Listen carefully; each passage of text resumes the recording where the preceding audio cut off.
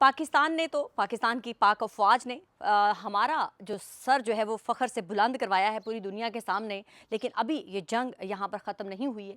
कल और 2 दिन पहले एक बरतानिया के अंदर मीटिंग होती है। इस मीटिंग में चंद भारतीय बैठे हुए थे, चंद हमारे यहाँ के पाकिस्तानी रिपोर्टर्स बैठे हुए थे, उसमें कुछ ख़वातीन भी थीं और सियासी पॉलिटिकल पार्टीज़ के लोग भी शामिल थे। वहाँ पर एक एजेंडा बनाया गया है और वो एजेंडा जानना आप लोगों का बहुत ज़्यादा ज़रूरी है।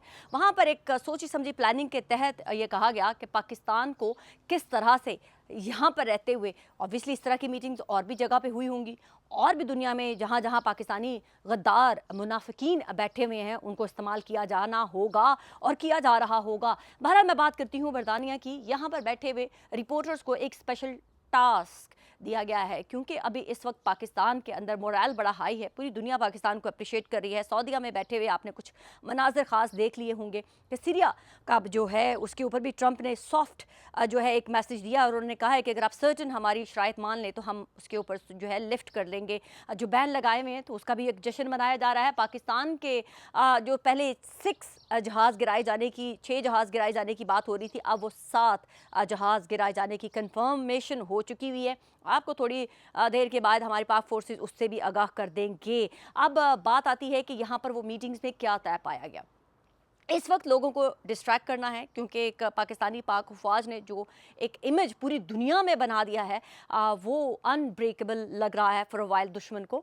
तो लिहाजा पाकिस्तान की कौम को दोबारा से डिस्ट्रैक्ट करना है उस मुहब्बे वतनी के जज्बे से, तो दोबारा से मुतनफ़र करना है, दोबारा से पाकिस्तानी कौम को, पाकिस्तानी जवानों को सियासत में लाकर डिवाइड करना है। तो तय हुआ है कि इस वक्त जो पाकिस्तान के अंदर हुकूमत है वो PMLN की है डेफिनेटली, तो कुछ ऐसे इश्यूज सामने लाए जाएं कि पाकिस्तानी कौम का जो ध्यान है दोबारा से पाकिस्तानी पाक अफवाज की तरफ से हट जाए और वो सियासी तौर पर जो है वो इंगेज हो जाएं। उसकी एक प्राइम एग्जांपल मैं आपको बताऊंगी कि पाकिस्तानी यहाँ पर बैठे हुए चंद रिपोर्टर्स जो हैं उन खबरों को हवा देते हुए नजर आएंगे। एक ऐसी खबरों को लाने की कोशिश की जाएगी जो पाकिस्तान में बहुत पुरानी हो चुकी हुई हैं, जैसे कि नवाज शरीफ साहब के बेटे का एक बरतानिया के अंदर एक केस था।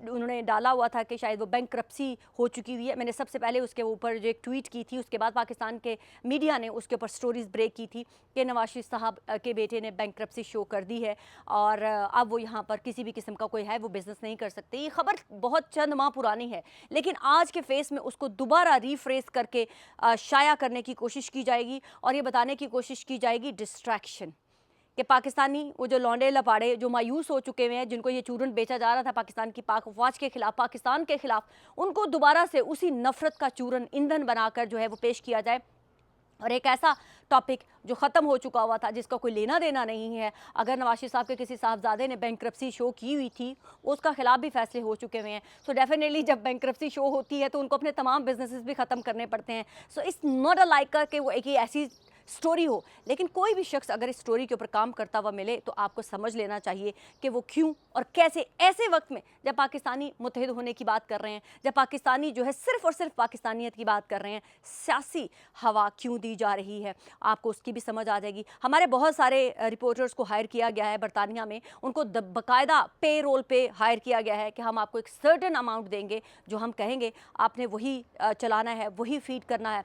पॉलिटिकल ख़वातीन इसमें हायर की गई हैं, पॉलिटिकल जो लोग हैं वो हायर किए गए हैं और भी बहुत सारे लोग हैं। ऐसे टारगेट करने के लिए टिकटॉकर्स को भी हायर किया गया है और उनको मिशन दिया गया है कि कोई भी ऐसा शख्स जो यहाँ पर पाकिस्तानियत की बात करता था, पाकिस्तान का कोई ऐसा बिजनेसमैन जो पाकिस्तान के लिए, पाकिस्तान के हक़ में, पाकिस्तान की पाक फ़ौज के हक़ में नारे लगाता था, उनके बिज़नेस पॉइंट्स के बाहर जाके प्रोटेस्ट करवाए जाएंगे।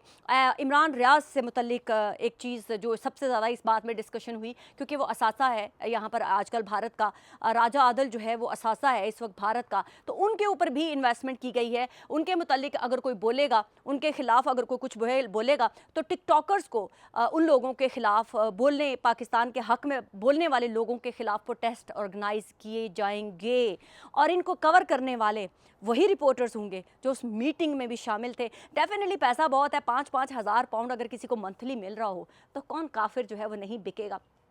5,000 पाउंड, और वो भी एडवांस में आपको लमसम 1 साल की अमाउंट मिल जाए, तो आपको पता होना चाहिए कि कितनी बड़ी अमाउंट होती है। यहाँ पर तो 100 पाउंड पे बिक जाते हैं हमारे जैसे। तो 5,000 पाउंड और वो भी साल की इनकम एकदम से आपको दे दी जाए, तो सोचें कि ऐसे मुनाफिक, ऐसे गद्दार जो है वो पाकिस्तान के ख़िलाफ़ क्या क्या नहीं लिखेंगे। पाकिस्तान के जज्बे को, पाकिस्तानी की कौमियत को जो है वो डिवाइड करने के लिए पाकिस्तान के ख़िलाफ़ काम शुरू हो चुका हुआ है। दोबारा पाकिस्तानियों को उन्हीं सियासी प्रोपेगेंडे की तरफ माइल करने के लिए नया महाज जो है उनको दे दिया गया है कि पाकिस्तानी फिर दोबारा से पाकिस्तान की पाक फ़ौज की बात करना बंद कर दें, पाकिस्तान की बात करना बंद कर दें, और दोबारा उसी कुएं के मेंढक बनाकर उनको सियासी जंगबंदी में डिवाइड कर दिया जाए। तो अब ये हुकूमत का काम है और आप लोगों का काम है कि कैसे और किन को आप लोग एंटरटेन करते रहे हैं माजी में, या शायद अब भी कर रहे हूँ, वो आपके ख़िलाफ़ कौन सा प्रोपेगेंडा लॉन्च करने